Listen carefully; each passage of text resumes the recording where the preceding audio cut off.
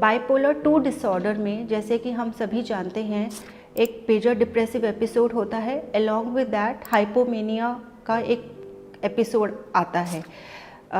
ज़रूरी होता है, hypomania is a lower degree of manic symptom, जिसमें कि उसकी जो फंक्शनैलिटी है वो मेंटेन रह सकती है, लेकिन उसके साथ साथ डिस्टर्बेंस होता है, जैसे उसकी नींद, उसको लगता है कि मुझे नींद की ज़रूरत नहीं है, एनर्जी लेवल्स थोड़े बढ़े हुए हैं, ओवर टॉकेटिवनेस बढ़ जाती है।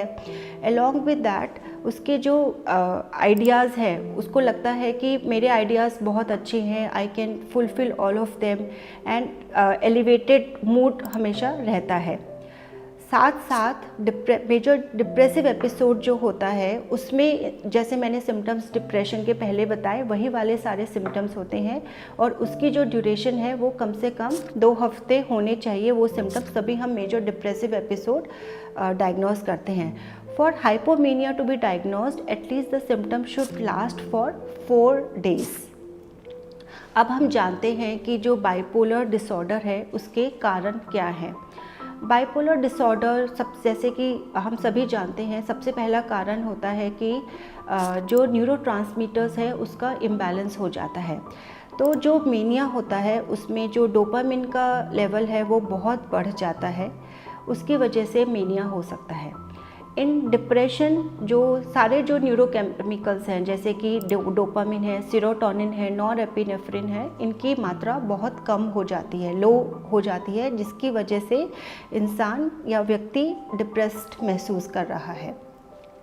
उसके साथ साथ जो दूसरा कारण एक बहुत देखा गया है कि हेरेडिटरी फैक्टर्स, कि अगर परिवार में किसी को है तो चांसेस बहुत बढ़ जाते हैं कि आपके बच्चे को या आगे कोई भी किसी फैमिली मेम्बर्स को बाइपोलर इलनेस का होना।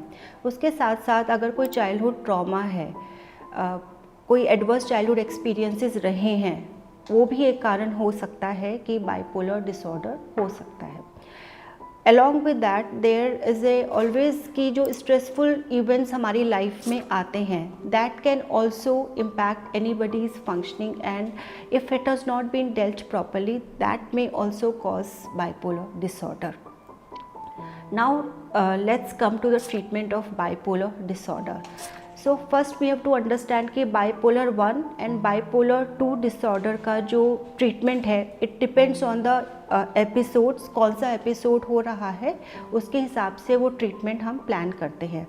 So if a person is in manic phase, the hospitalization is mandatory. Along with that, the pharmacological management is done. In pharmacological management, the person is put on mood stabilizer, and if the person has psychotic symptoms like delusions and hallucinations, then for that antipsychotics are also prescribed. Once the person stabilizes, then the therapeutic intervention takes place. In therapy, the first one is the interpersonal social rhythm therapy. In that, the person is taught that they have to monitor their sleep patterns, their eating patterns and their biosocial rhythm, so that they can have a track of activity level, their mood symptoms that can be dealt properly. उसके साथ साथ जो interpersonal stressors आते हैं उनको deal कैसे किया जा सकता है और कैसे मैनेज किया जा सकता है वो सिखाया जाता है। साथ साथ psycho education to the patient and family member about the illness is very very important part, because once they know कि क्या सिम्टम्स आ सकते हैं मुझे और मुझे कैसे डील करना है, so they can act, it can very well act as a warning signs for them. So before going to the full flared episode of manic, they can identify कि अगर उनकी नींद डिस्टर्ब है 3-4 दिन और उनको ओवर एक्टिविटी हो रही है या साथ में ग्रैंडियोस delusions है या hallucinations फील हो रहे हैं, तो इट्स टाइम कि they need to be taken to a doctor and hospitalization is mandatory.